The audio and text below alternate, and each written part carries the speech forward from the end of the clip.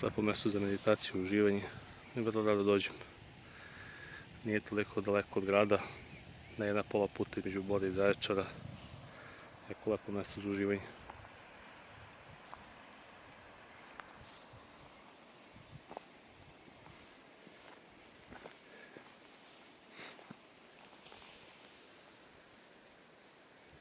Kao što rekoh, sa ove strane ima nekih ostataka bedema iz doba antike, ali sam slučajno naišao prošli puta kada sam bio na ovim vidikovcima i ovdje isto ostatke nekih kula. Tako da je ovdje bilo baš interesantno mjesto nekim prethodnim narodima. Ovdje dolina, nekada zvana Tatarska dolina, po opisu Milana Milićevića iz 19. veka, našeg poznatog etnologa.